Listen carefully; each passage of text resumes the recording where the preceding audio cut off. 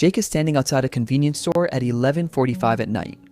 It is raining. He has his phone open to his banking app, and he is staring at his available balance, $14.37.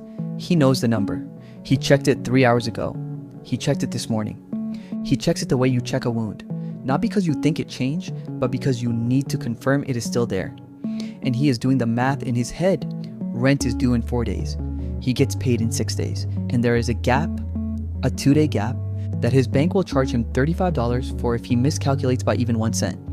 This is what it feels like to have $14 in a bank account. And this is what the bank thinks of you when you have $14. You are a fee generation opportunity. Nothing more, nothing less.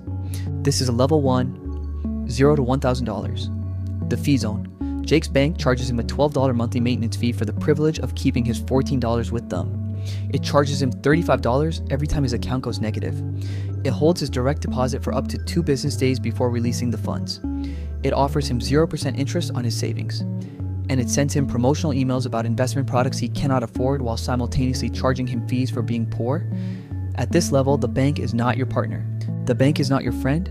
The bank is a machine that extracts money from people who have the least of it and calls it service. Level 2, $1,000 to $10,000, the invisible zone. Jake has built his balance to $4,000 and something changes. The overdraft fees stop. The maintenance fees waive because he now meets the minimum balance requirement. And Jake feels a strange sense of relief, like he has passed a test he did not know he was taking. But the bank still does not know his name. He still waits on hold for 45 minutes when he calls customer service. He still gets the same promotional emails about products designed for people with more money than him. At this level, the bank tolerates you. It no longer punishes you, but it does not see you either. Level 3, $10,000 to $100,000. The acknowledged zone. Jake gets a phone call from his bank.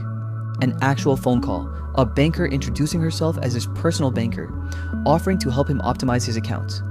Jake has never received a phone call from his bank in his life. Suddenly, there are better savings rates available. Suddenly, there are credit card offers with actual rewards. Suddenly, the hold times are shorter. Suddenly, people at the branch know his name. Nothing about Jake has changed except the number in his account, and the bank's entire attitude toward him changed with it. This is the moment Jake understands something important about banks. They do not sell financial services equally to everyone. They sell them based on how much money you already have. Level 4, $100,000 to $1 million, the preferred zone.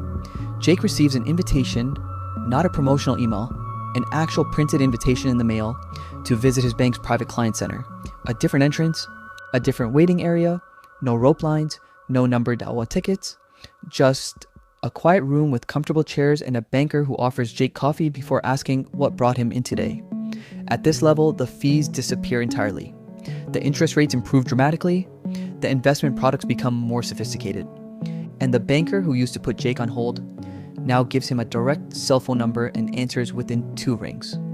The rules of banking have not changed, but the rules apply differently, based entirely on the number in the account.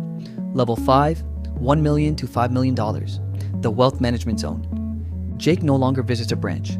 A wealth manager visits Jake, at his office, at his home, at a restaurant of Jake's choosing.